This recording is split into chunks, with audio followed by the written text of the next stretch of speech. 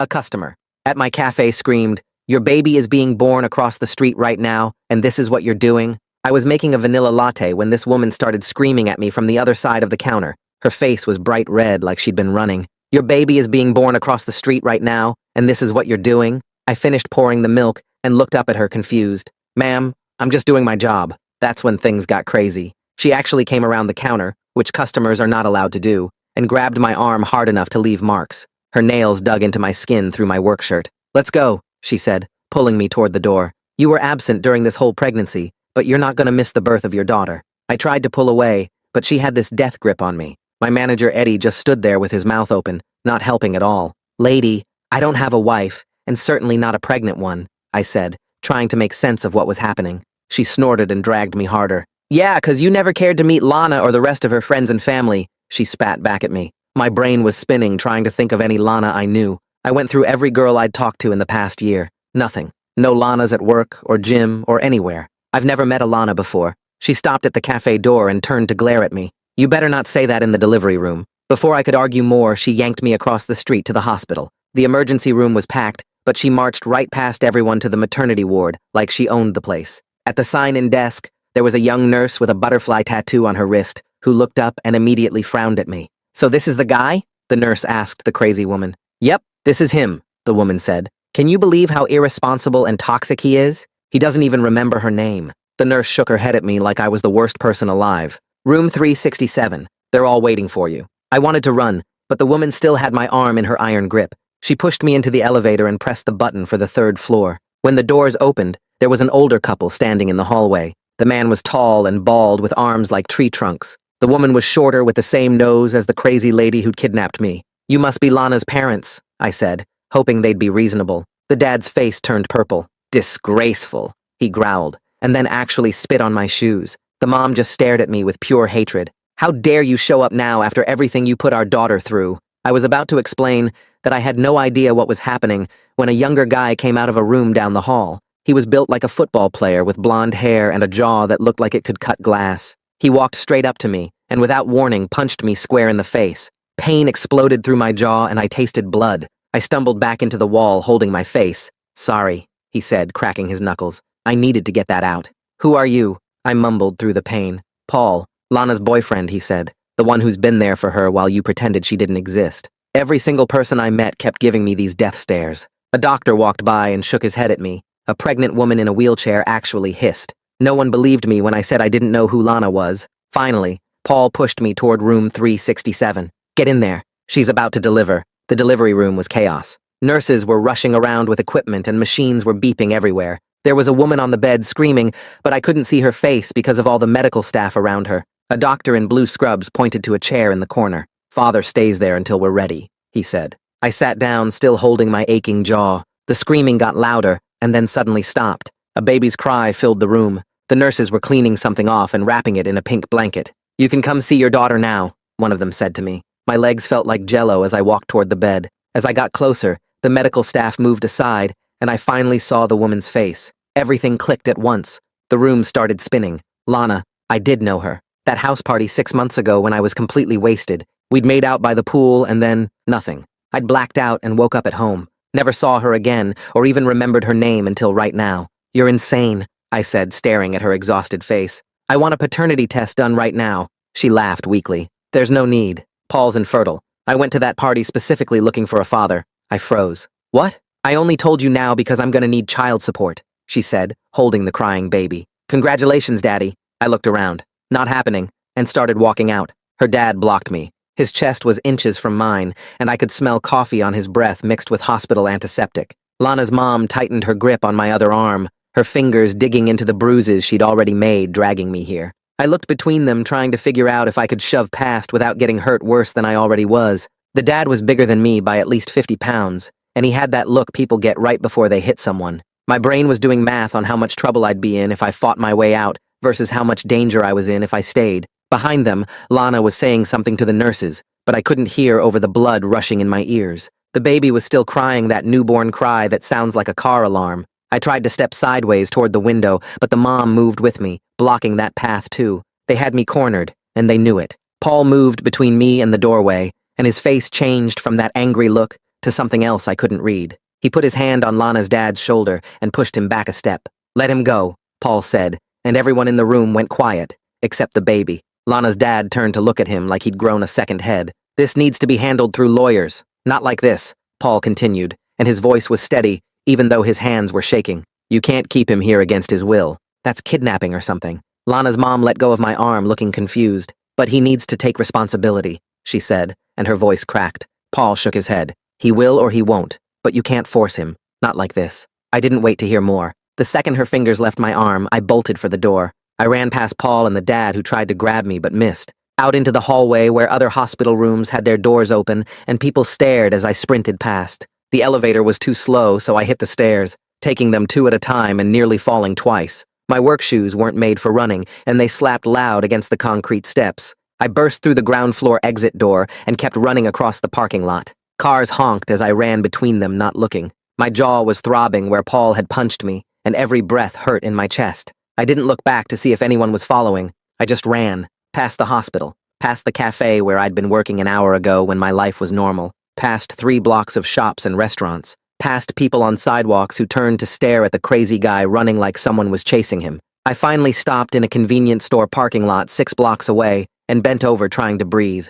My whole body was shaking, so hard I thought I might throw up. My arm ached where Lana's mom had grabbed me, and I could see red marks forming that would definitely bruise. I pulled out my phone and my hands were shaking, so bad it took 3 tries to unlock it. I scrolled to Mom in my contacts and pressed call. It rang twice before she answered. "Hey, sweetie, what's up?" Her normal voice made something break inside me, and I started crying right there in the parking lot. "Mom, something really bad just happened," I said, and the words came out all shaky and wrong. I tried to explain about the woman dragging me from work, and the hospital, and Lana, and the baby, and Paul punching me, but it all came out jumbled. She kept saying, "Slow down, breathe," but I couldn't slow down. She said she got pregnant on purpose, I finally managed to say. She said she went to that party looking for someone to be the father because her boyfriend can't have kids. Mom, I don't even remember her. I was so drunk that night I blacked out. There was silence on the other end for a few seconds. "Where are you right now?" she asked, and her voice had changed to that mom voice she uses when things are serious. I looked around. Some parking lot. I don't know. A convenience store on 4th Street, I think. "Stay exactly where you are," she said. "I'm getting in my car right now. We're going to fix this together because what she did isn't okay. Do you hear me? This isn't your fault." I sat down on the curb, still holding my phone after we hung up. My mom lives 2 hours away, so I had time to kill. I opened the browser on my phone and typed, "Got someone pregnant while blackout drunk," into the search bar. The results that came up made my stomach hurt. Article after article about consent and whether drunk people can consent to sex. I clicked on one from a legal website. Then I searched reproductive coercion because I'd seen that phrase in one of the articles. A whole page of results came up. Apparently there's actual legal words for what happened to me. The articles talked about consent and bodily autonomy and reproductive rights. One article said that intentionally getting pregnant without the other person's knowledge or agreement is a form of assault in some places. Another one talked about how men can be victims too, even though people don't usually think about it that way. I sat there reading on my phone while people went in and out of the convenience store giving me weird looks. This wasn't just some crazy situation. This was potentially a crime against me. My mom's car pulled into the parking lot an hour and 45 minutes later. She must have been speeding the whole way. She got out and hugged me so tight I could barely breathe, and I started crying again. "Let me see your face," she said, pulling back to look at my jaw where Paul had hit me. It was already swelling up and probably turning purple. She looked at my arm next where the finger marks were dark red against my skin. "We're going to the emergency room right now," she said. "We need to document this." I started to argue that I was fine, but she gave me that look that means don't even try. We got in her car and drove back to the hospital I'd just run away from. Different entrance this time. The actual ER. We checked in at the desk, and I had to explain to the nurse what happened. She took pictures of my jaw and my arm with a camera. Then a doctor came in to examine me. He was older, maybe 50, with gray hair and glasses. He asked me careful questions about what happened, who hit me, who grabbed me, whether I'd agreed to go to the hospital. "So you were physically forced against your will?" he asked, writing notes. I nodded. "You should file a police report," he said, looking up from his clipboard. "What happened to you isn't legal. The assault, the false imprisonment, none of it." We left the ER with paperwork documenting my injuries and drove straight to the police station. It was almost 8 at night by then, and I was exhausted, but my mom insisted we do it right away. The officer at the desk looked bored until I started explaining what happened. Then he looked skeptical. He kept interrupting to ask questions. "Why didn't you just leave the hospital?" he asked for the 3rd time. I tried to explain how trapped I felt with Lana's whole family surrounding me in an unfamiliar building, how her dad was blocking the door and her mom had my arm, how Paul had punched me, and I was scared of getting hit again. The officer wrote it all down, but I could tell he didn't really get it. He probably thought I should have just pushed past them or called security or something. He took my statement and the ER paperwork and said someone would follow up. I didn't believe him, but at least it was on record now. My mom wouldn't let me go back to my apartment. "What if they show up there?" she said, and I realized she was right. Lana's family knew where I worked, so they probably knew where I lived too. We drove to her place and she set me up on the couch with blankets and pillows. I lay there in the dark after she went to bed, but I couldn't sleep. My brain kept trying to remember that party 6 months ago. I remembered going with some guys from the gym. I remembered the house was big with a pool in the back.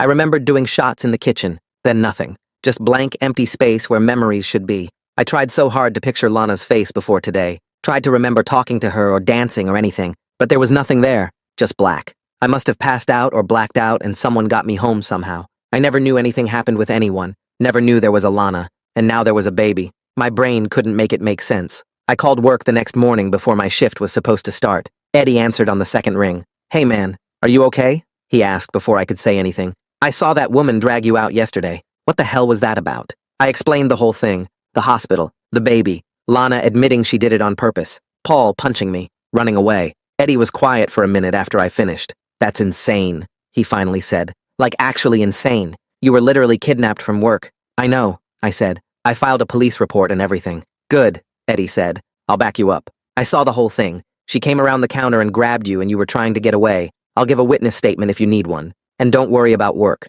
Take whatever time you need." I thanked him and hung up, feeling slightly less alone. I spent the rest of the morning on my mom's couch with my laptop researching family law attorneys in the area. Every website I clicked on made me feel more hopeless. Consultation fees were $200, $300. Some didn't even list prices, which meant they were definitely too expensive. The retainer fees were even worse. $3,000, $5,000. One place wanted $10,000 up front. I made barely above minimum wage as a barista. I had maybe $800 in my savings account. Most of these lawyers cost more for one meeting than I made in a week. I kept searching anyway, writing down names and numbers, trying to find someone I could maybe afford. My mom came in and sat next to me. "How bad is it?" she asked, looking at the screen. I showed her the numbers. She was quiet for a minute. "I have some money saved up," she said, "for a new car, but this is more important." I didn't want to take her money, but I also knew I couldn't fight this alone. I nodded, and she picked up her phone right there, pulling up a list of family law attorneys she'd already researched. She started calling them one by one, asking about consultations and availability. The first two couldn't see me for over a week, but the third had an opening tomorrow morning. She booked it, and then called 2 more places, setting up meetings for the day after. I sat there watching her take charge of this mess, feeling like a kid again instead of a grown man with a job and his own apartment. That night I barely slept, running through what I'd say to these lawyers over and over in my head. The next morning, my mom drove me to the first consultation in a glass office building downtown. The waiting room had leather chairs and a water feature that made annoying, trickling sounds. A secretary led us back to meet the attorney, an older guy in an expensive suit who looked bored before I even started talking. I explained everything from the beginning while he checked his phone twice. When I got to the part about being blackout drunk and not remembering anything, he held up his hand. He told me I should just work out a payment plan with Lana, because fighting this would cost more than child support. I mentioned that she admitted to doing this on purpose, and he shrugged, saying that didn't matter once a baby existed. My mom asked about reproductive coercion, and he actually laughed, saying that wasn't a real legal concept for men. We left after 15 minutes, and I felt sick, like maybe everyone would see it that way. The second consultation the next day was in a smaller office across town. This attorney was a woman around 40, who at least listened to the whole story without interrupting. She took notes and asked good questions about the timeline and what Lana had said at the hospital. When I finished, she leaned back and admitted she didn't have much experience with cases like mine. She'd mostly handled divorces and custody disputes between married couples. She said I needed someone who specialized in reproductive rights and men's issues, then wrote down a name on her business card. Quentin Fowler, 2 towns over. She said he'd argued cases about reproductive fraud before and would understand what I was dealing with. My mom called his office from the parking lot and got an appointment for that afternoon. We drove 40 minutes to a residential area where his office turned out to be a converted house with a small sign out front.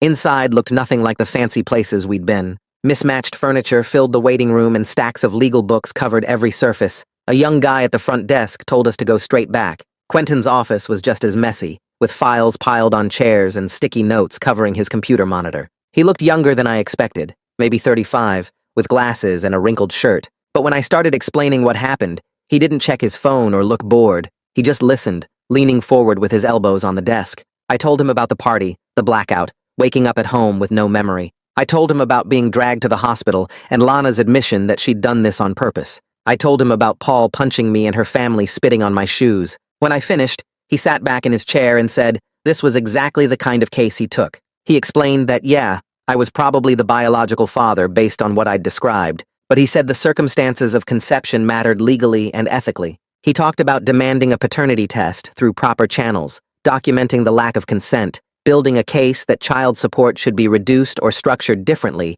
because of the reproductive coercion. He used that exact phrase and it made me feel less crazy. He said we'd argue that what Lana did violated my reproductive rights and bodily autonomy. The retainer fee was $3,000, which made my stomach drop. But Quentin said he'd do a payment plan because he believed in this case and wanted to establish legal precedent around consent in conception. My mom pulled out her checkbook and wrote a check for $1,000 as the first payment. I signed paperwork that made everything feel terrifyingly real. Quentin said he'd send a formal letter to Lana through the hospital address, demanding a court-ordered paternity test and putting her on notice that we were challenging any support claims. He'd document everything, including her admission about intentionally seeking me out as a sperm donor. We left his office, and I felt like maybe someone finally understood that this wasn't just about avoiding responsibility. 2 days later, I was working the morning shift at the cafe when Lana's mother burst through the door. She started screaming before she even reached the counter, waving a piece of paper in the air. She called me every name she could think of, saying I was trying to abandon my daughter with legal tricks.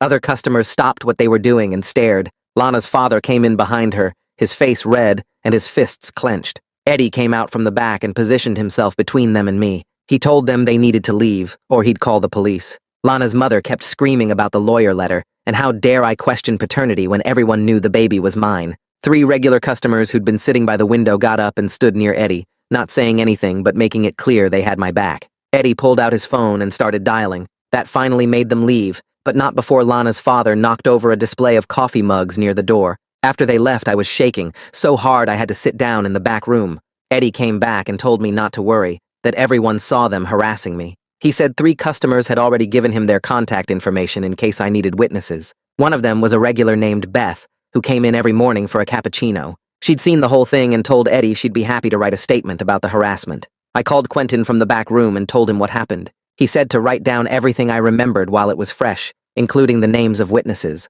That afternoon, he filed a petition with family court requesting the paternity test and a temporary restraining order against Lana's family because of the harassment and assault at the hospital. He said the court date was set for 3 weeks out. 3 weeks felt like forever when my life was falling apart around me. The next day at work, I was pouring a cappuccino when a customer raised his voice about wanting extra foam. My hands started shaking so bad I nearly dropped the pitcher. My chest got tight and I couldn't breathe right. The guy kept talking, but all I could hear was that woman's voice screaming at me. I set down the pitcher and walked to the back room. Eddie found me sitting on a milk crate trying to get air into my lungs. He didn't ask questions, just told me to take 10 minutes. After that, he started scheduling me for more inventory and prep work in the back. I spent my shifts counting coffee beans and organizing supplies instead of dealing with customers. It helped, but I felt broken, like I couldn't even do my basic job anymore without falling apart. My mom called every day to check on me, and one morning she said she found someone who could help. The therapist's office was in a house that had been converted into medical suites. I sat in the waiting room feeling stupid for needing therapy over something people kept telling me I should just accept. The therapist was older with gray hair and glasses. She had me explain everything that happened. When I got to the part about being dragged from work, she stopped me and said what I experienced was a violation of my bodily autonomy. She used those exact words. She said men can be victims of reproductive coercion, and what I was feeling was a normal trauma response. I wanted to cry from relief, that someone finally understood this wasn't just me being difficult. My mom was paying for the sessions from money she'd saved for a new car. I felt guilty about that on top of everything else. Then Lana posted on social media. Someone sent me a screenshot because I'd already blocked her. The photo showed her holding the baby with a long caption about how I abandoned them. She wrote that I refused to even meet my daughter or help with any expenses. She tagged the cafe's business page and 3 local community groups. My phone started blowing up within an hour. Messages from people I'd never met calling me worthless and selfish. Comments saying I should be forced to pay or thrown in jail. Someone found my personal account and posted my photo in the comments saying this was what a deadbeat looked like. I screenshotted everything with shaking hands. Quentin told me not to respond publicly, no matter how much I wanted to defend myself. He said engaging would only make it worse, and we needed to document the harassment for court. It was torture watching strangers tear me apart online, while I couldn't say anything back. The cafe's social media filled up with comments about me. People saying they'd never come back if the business employed someone like me. Others demanding Eddie fire me. Eddie had to turn off comments completely and remove the review section. He called me into his office, and I thought for sure I was getting fired. Instead, he told me my job was safe, and he believed me. But I could see the stress on his face. The cafe's reputation was taking hits because of me. I offered to quit, but he refused. That just made me feel worse, knowing I was hurting someone who'd been good to me. 3 weeks after Quentin filed the petition, we had our first court date. I put on the only dress shirt I owned and met Quentin outside the courthouse. My stomach was doing flips. We walked into the courtroom, and there was Lana sitting at the other table with her lawyer. This was the first time I'd seen her since the hospital. She looked tired, but she glared at me like I was the villain in this story. Her lawyer argued that a paternity test wasn't needed because Paul was infertile, so obviously I was the father. Quentin stood up and said establishing paternity through proper legal channels was my right, regardless of anyone's fertility status. The judge was an older man who looked bored with the whole thing. He ordered the paternity test and granted a temporary restraining order against Lana's family. Lana's lawyer objected, but the judge cut her off, saying the assault and harassment were documented. I felt a tiny bit of relief walking out of there. The paternity test appointment was at a lab in a strip mall. I sat in the waiting room trying not to look at Lana, who was across from me with the baby. The baby made little sounds, and I forced myself not to look over. A technician called us back to a room with medical posters on the walls. She handed me a long swab and told me to rub it inside my cheek for 30 seconds. Lana sat in a chair by the wall holding the baby the whole time. The technician took the swab from me and then swabbed the baby's cheek while it squirmed. The whole thing took maybe 5 minutes. The technician said results would be ready in 2 weeks and we could leave. Walking out to my car, I felt sick. That baby might be genetically connected to me, and I felt absolutely nothing looking at it. The 2 weeks waiting for results were awful. Every morning I woke up and checked my phone hoping for an email from Quentin. Every day there was nothing. My mom had me come over to help her repaint her kitchen, but I kept messing up because I couldn't focus. She'd ask me to hand her the roller and I'd just stand there staring at nothing. My brain was stuck playing out every possible outcome. What if the test came back positive? What if I really was the father? What if I had to pay support for 18 years? What if people kept harassing me forever? I couldn't shut my thoughts off. One night I couldn't sleep, so I started Googling Lana's name. I found her Facebook and Instagram, but they were private. Then I tried adding fertility forum names to the search. That's when I found her posts on a trying to conceive message board. She'd been active for over a year. Posts about Paul's infertility. Posts about wanting a baby desperately. Posts asking others how they'd dealt with similar situations. I called Quentin the next morning and he helped me archive everything. We found posts from 8 months ago where she talked about Paul's test results confirming he couldn't have kids. Posts from 7 months ago discussing options. One post from 7 months ago made my stomach turn. She wrote that her boyfriend couldn't give her a baby and asked if anyone had considered alternative options. Another user responded suggesting she could find a one-night stand at a party and her boyfriend would never have to know. Lana's response was just a thinking emoji. The timeline matched exactly. 7 months ago, right before that party where I blacked out. I ran to the bathroom and threw up. This wasn't an accident. She'd planned this. She'd gone to that party specifically looking for someone to use. I was just some random guy she'd picked because I was drunk enough not to remember. Quentin said this evidence was huge for our case. It proved intent and premeditation. It showed this was reproductive fraud, not just an unexpected pregnancy, but knowing the truth just made everything feel more violating. I hadn't just been used. I'd been hunted. Quentin spent the next 2 days building our case around those forum posts. He printed everything and organized it into a timeline showing Lana's planning. She'd posted about Paul's test results in March. She'd asked about alternative options in April. The party where I blacked out happened in May. Quentin explained this proved intent to deceive. He said judges consider circumstances of conception when setting support amounts. If we could show I was deliberately targeted without my knowledge or agreement, then my financial responsibility might be reduced. The evidence made me feel slightly less crazy, but also more violated knowing she'd actually planned it. My first therapy session happened 3 days after finding the posts. The therapist was older with gray hair and asked me to explain what brought me in. I told her about the party, the blackout, Lana's admission at the hospital. She listened without judging and then said something that stuck with me. She explained, reproductive autonomy means having control over if and when you become a parent. She said what happened to me was a violation of that autonomy regardless of my gender. Society doesn't usually recognize men as victims in pregnancy situations, but that doesn't make the trauma less real. Hearing those words from a professional made something loosen in my chest. I wasn't overreacting. I wasn't being dramatic. What Lana did actually mattered. The sessions became weekly, and each one helped me process a different piece of the nightmare. One week about the message from Paul that appeared in my Instagram requests. His profile picture showed him on a boat holding a fishing rod. The message was short, asking if we could talk without lawyers or family around.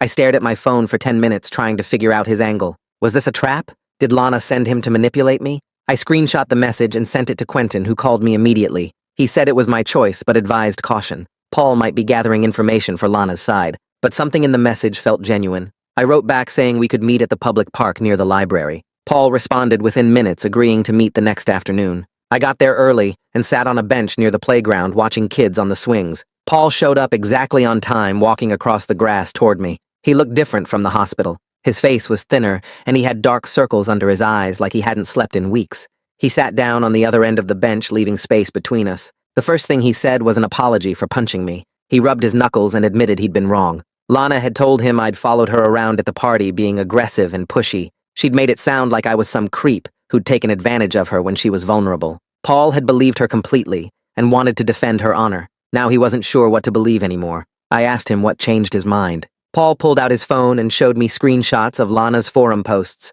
He'd found them the same way I did, by searching her username across different sites. Reading her words about needing a baby and considering one-night stands had made him sick. He'd confronted her, and she'd tried to say it was all hypothetical, but the dates matched too perfectly. The timeline proved she'd gone to that party hunting for someone to use. Paul leaned forward with his elbows on his knees, staring at the playground. He started talking about their relationship and how controlling Lana had become over the past year. She'd isolated him from his friends. She'd made all their decisions about where to live and what to do. He'd thought it was just her being organized and knowing what she wanted. Now he realized she'd been manipulating him the whole time. He said he felt used too, like she'd picked him as a provider and caretaker, while going elsewhere for the genetic material she actually wanted. His voice cracked when he admitted he'd loved her and thought they'd build a family together someday through adoption or other options. Finding out she'd done this behind his back destroyed everything he'd believed about their relationship.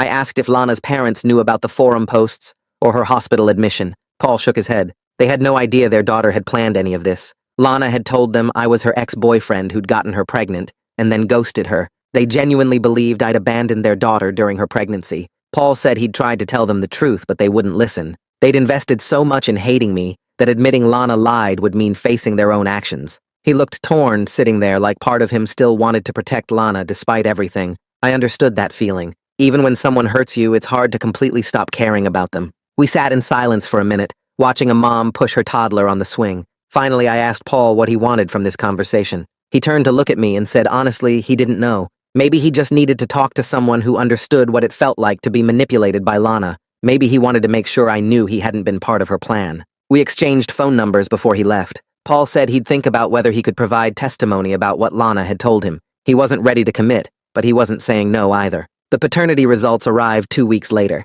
Quentin called me to come to his office instead of emailing them. I knew that meant the news wasn't good. Walking into his office, I saw the envelope on his desk with the lab's logo. He handed it to me, and I opened it with shaking hands. The document had lots of technical language about genetic markers and probability percentages. The conclusion was clear, though. 99.9% certainty that I was the biological father. I sat down hard in the chair across from Quentin's desk. My ears were ringing, and the room felt too hot. There was a baby in the world who shared my DNA, a child I'd never agreed to create with a woman who'd used me without my knowledge. The reality of it hit me like a truck. Quentin gave me a minute to process before starting to talk about next steps. He said we'd pivot our legal strategy to focus on reduced support obligations and minimal custody. The circumstances of conception mattered. Courts had to consider the lack of consent and the fraud involved when determining my financial and parental responsibilities. He explained I had biological responsibility now that paternity was confirmed, but that didn't mean I owed Lana everything she'd demand.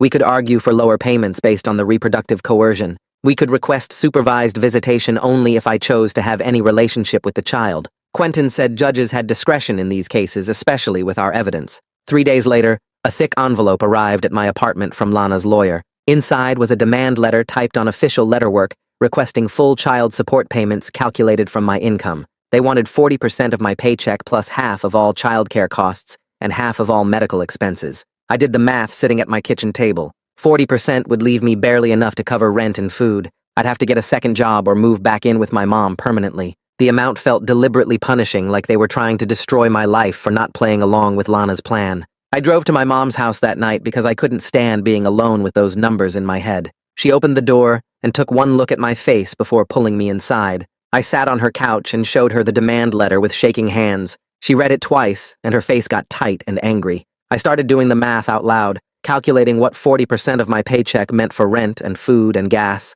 The numbers didn't work no matter how I rearranged them. I'd have to get a second job working nights or weekends just to survive, or move back here permanently and sleep on this couch for the next 18 years. My voice cracked when I said that part, and suddenly I was crying, really crying, for the first time since this whole thing started. My mom sat next to me and didn't say anything, just let me fall apart on her shoulder. The injustice of it burned in my chest. I never agreed to any of this, never chose to create a child, never even remembered the night it happened. But somehow I was the one being punished while Lana got exactly what she wanted. I cried until my head hurt, and my throat was raw. My mom made tea, and we sat there until almost midnight talking about options. She offered to let me move back in, but I could see the worry in her eyes about money. She was barely making it herself on her salary. I couldn't become another burden for her to carry. The next morning, I met with Quentin at his office to discuss our response. He'd already started drafting paperwork arguing for reduced support based on reproductive fraud. The document was thick, full of legal language about consent and bodily autonomy.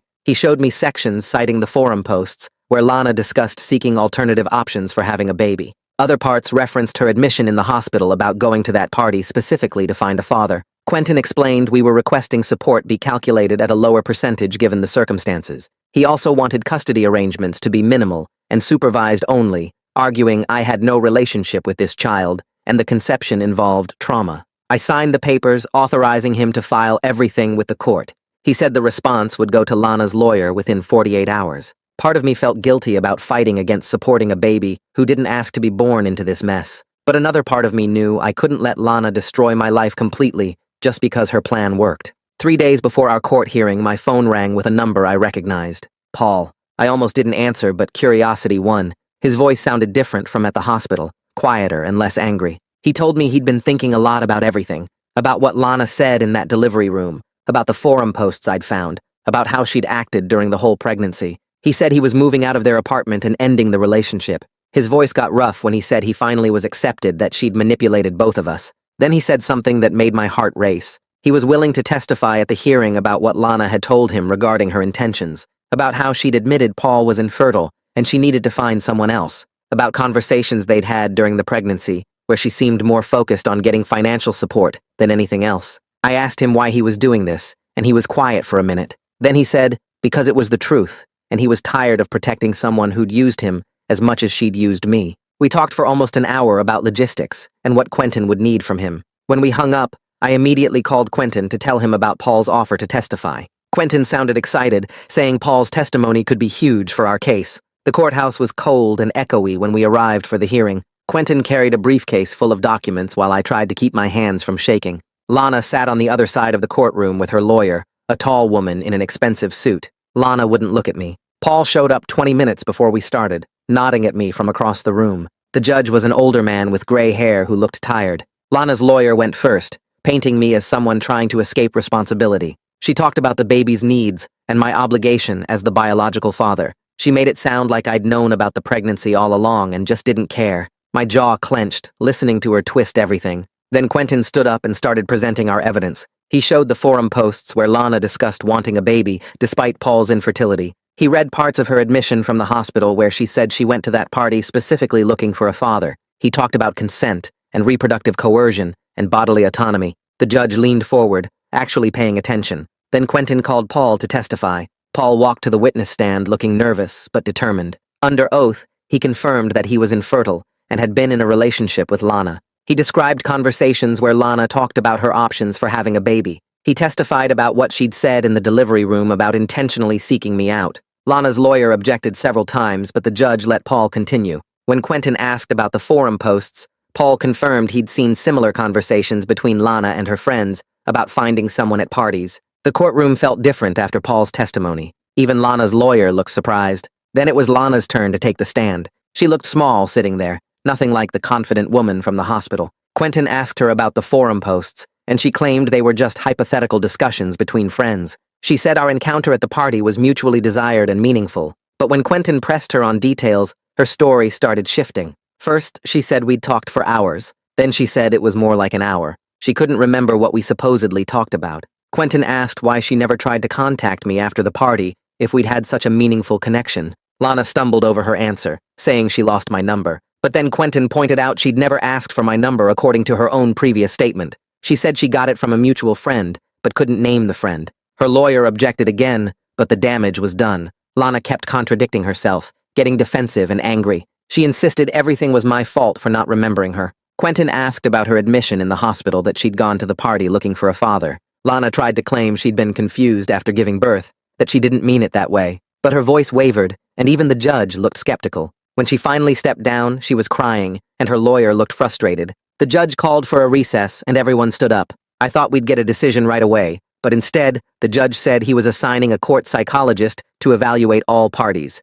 Her name was Juliet McLean, and she'd provide recommendations about custody and support arrangements. The evaluation would take 4 weeks, which meant waiting even longer for answers. But Quentin seemed pleased when we left the courtroom. He said the judge ordering an evaluation meant he was taking the reproductive coercion seriously. If he'd dismissed our arguments, he would have just ruled immediately. 4 weeks felt like forever, but it also gave us more time to build our case. Paul caught up with us in the parking lot and asked how I thought it went. I told him his testimony had clearly made an impact. He looked relieved, like he'd been worried about doing the right thing. We shook hands before he left, and it felt strange having this connection with someone who'd punched me just months ago. Juliet's office was in a medical building downtown with plants in the waiting room. She was younger than I expected, maybe late 30s, with glasses and a calm way of talking. The evaluation session lasted 2 hours. She asked about my memory of the party, and I admitted I had none. She asked how I felt about having biological responsibility for a child I never agreed to create. I was honest about the trauma and confusion, about feeling violated even though society didn't recognize men as victims in reproductive situations, about my conflicted feelings toward a baby who existed because someone used my body without consent. Juliet listened carefully and took notes, but never seemed judgmental. She asked what kind of relationship I could imagine having with this child, and I said honestly, I didn't know. Maybe someday when I'd processed everything. Maybe never. I didn't feel like a father. I felt like a victim being forced into a role I never chose. She asked about the support demand, and I showed her my budget, explaining how 40% would make it impossible to survive. She asked about my job and my plans, and whether I'd ever wanted kids. I told her maybe someday with someone I chose, when I was ready, but not like this. Never like this. When the session ended, Juliet said she'd be meeting with Lana and Paul separately over the next 2 weeks. Paul texted me after his evaluation saying Juliet had asked detailed questions about Lana's behavior during the pregnancy, about statements Lana made regarding intentionally seeking a sperm donor, about the forum posts and conversations with friends. He said Juliet seemed to understand this wasn't a typical paternity case, that there were layers of manipulation and consent issues that mattered. Paul felt hopeful after his session, and that made me feel slightly better too. At least someone in an official position was taking this seriously, instead of just assuming I should accept everything. My therapist had been suggesting for weeks that I attend a support group for men dealing with reproductive coercion. I'd resisted because part of me felt embarrassed about the whole situation, but after the evaluation with Juliet, I decided to go. The group met in a church basement on Tuesday nights. There were 6 other guys there, ranging from early 20s to maybe 50. Each of them had stories about being trapped by pregnancy they didn't agree to. One guy's girlfriend had lied about birth control. Another had a one-night stand where the woman said she couldn't get pregnant. A third had been told his girlfriend had an IUD when she didn't. Hearing their stories made me feel less alone and less crazy. Society didn't talk about men as victims in reproductive situations, but it happened more than people realized. We weren't deadbeats trying to escape responsibility. We were people whose consent had been violated in ways that had permanent consequences.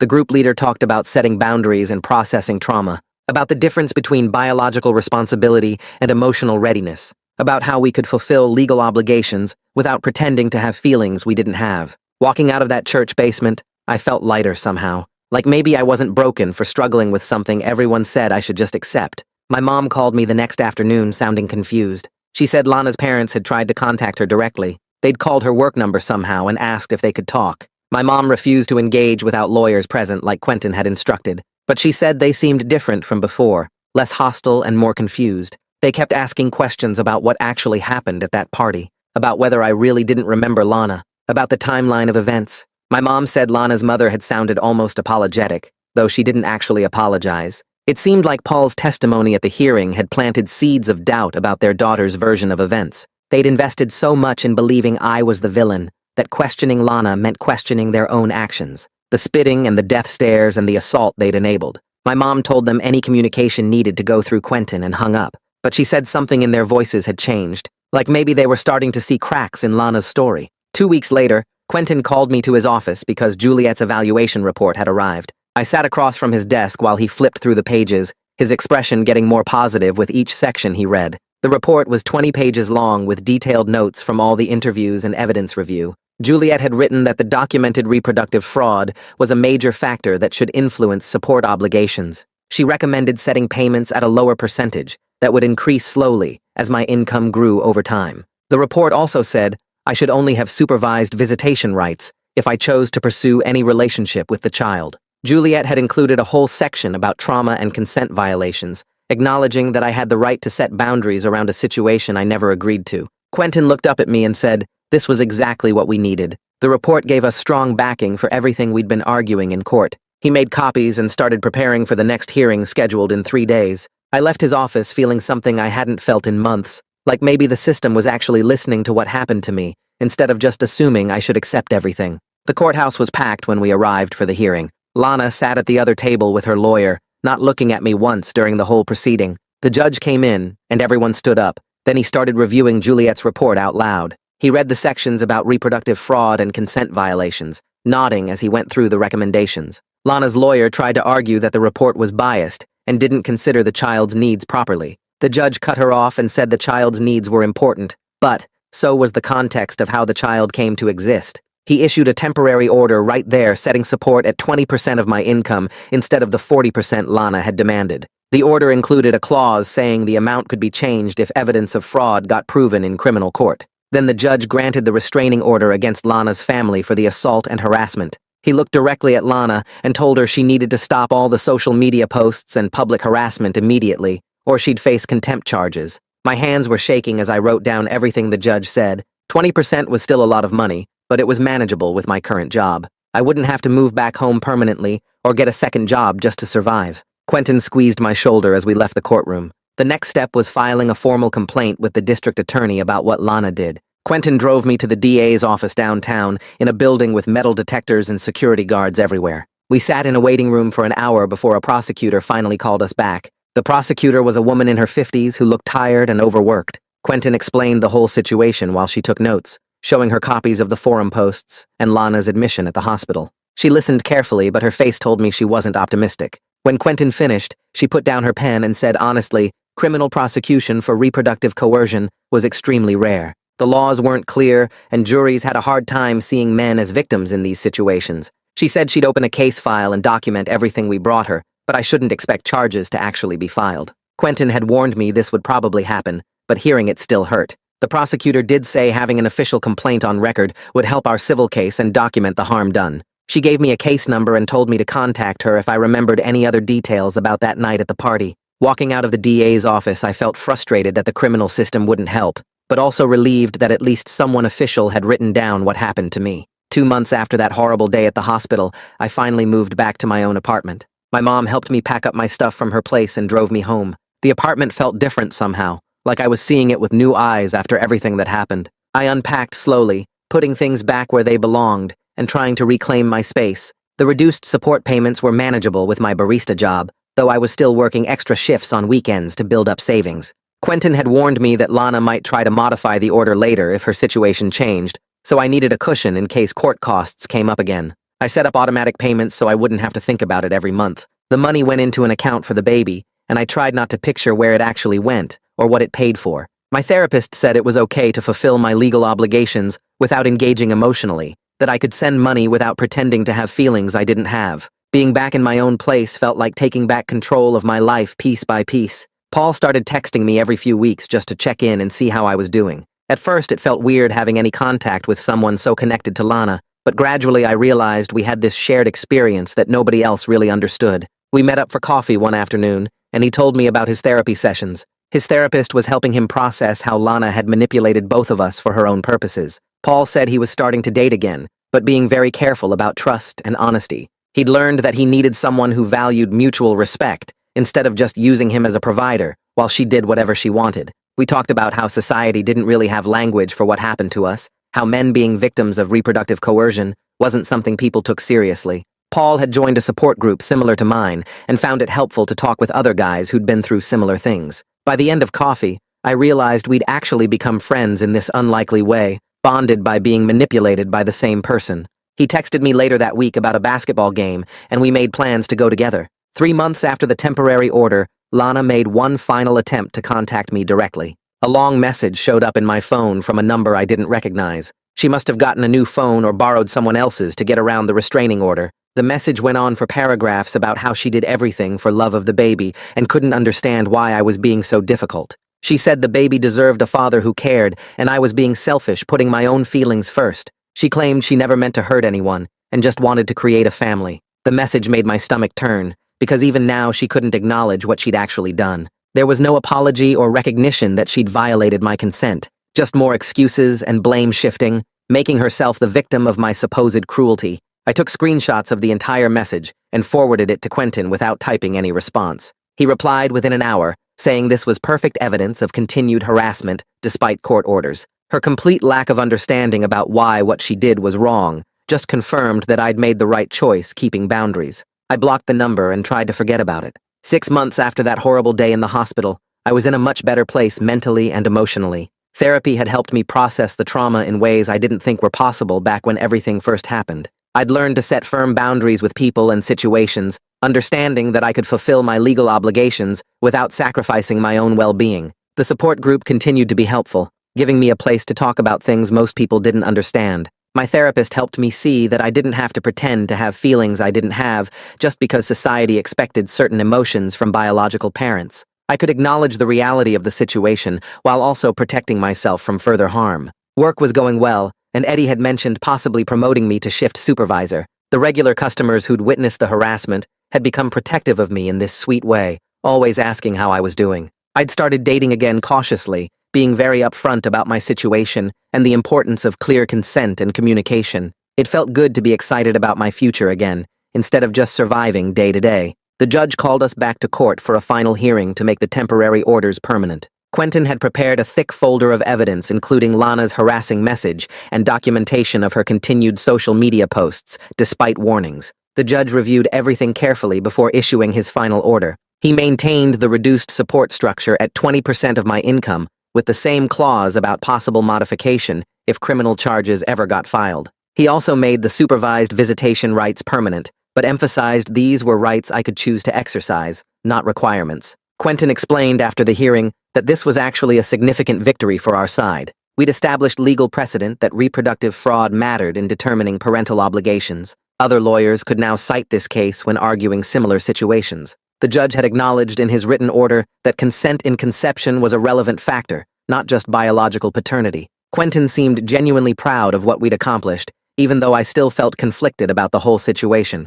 Walking out of the courthouse that day felt different from all the other times, like maybe this chapter was actually closing. I spent a lot of time thinking about whether to pursue visitation rights now that everything was settled legally. My therapist said there was no right or wrong answer, just what felt authentic to me and my situation. I talked to Paul about it and he said he'd support whatever I decided. My mom wanted me to at least meet the baby once, but she also understood why I was hesitant. After weeks of consideration, I decided not to pursue visitation for now. I needed to focus on my own healing and building a stable life for myself. The trauma of how this child came to exist made it impossible for me to separate those feelings from any potential relationship. Quentin assured me I could revisit the decision in the future if my feelings changed. He said there was no legal or moral requirement to have a relationship with a child created through violation of my consent. That validation from my lawyer helped me feel less guilty about my choice. I would fulfill my financial obligations because the law required it, but I didn't have to force an emotional connection that didn't exist. 2 weeks after the final hearing, a letter arrived at my apartment from a law office I didn't recognize. Inside was a formal written apology from Lana's parents. They acknowledged they had acted on false information and expressed regret for the assault and harassment. The letter said they'd learned more about what actually happened at that party and realized their daughter hadn't been honest with them. They apologized for the spitting and the death stares and for enabling Paul to punch me. The apology felt genuine in a way that surprised me, like they'd actually done some reflection about their actions. I sat with the letter for a few days, trying to decide how to respond. Eventually, I wrote back through their lawyer accepting the apology, but explaining I wasn't ready to have direct contact. I asked Quentin to maintain the restraining order even with the apology. Just because they felt bad now didn't erase what they'd done or make me feel safe around them. People who were that quick to violence based on one person's story weren't people I wanted in my life. The restraining order would stay in place, and they would stay away from me and my workplace. That boundary felt necessary for my continued healing and safety.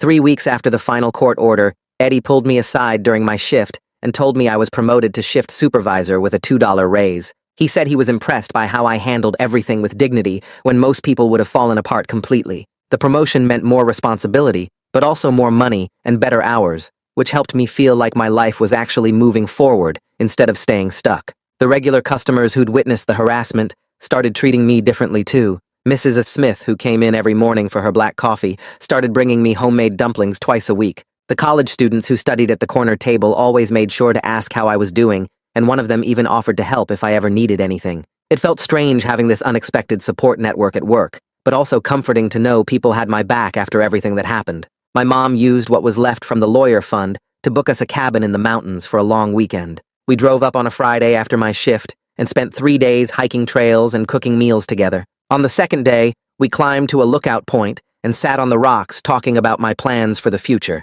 She asked if I was thinking about going back to the school or maybe finding a career path beyond the cafe. I told her honestly that for the first time in months, I was actually excited about my life again, instead of just trying to survive each day. The legal battle was over, and I could finally think about what I wanted instead of constantly defending myself. We talked about maybe taking some business classes at the community college so I could work toward managing my own cafe someday. 6 months after the mountain trip, I started dating again, but I was extremely careful about it. On first dates, I was upfront about my situation and why clear consent and communication mattered so much to me in all aspects of relationships. Some women got uncomfortable and never called back, which was fine because I needed people who understood boundaries. Others listened and asked thoughtful questions and seemed to respect what I'd been through. It was scary being vulnerable about what happened, but my therapist said the right people would understand and the wrong ones would filter themselves out. I went on dates with 4 different women over those months, and while none of them turned into serious relationships,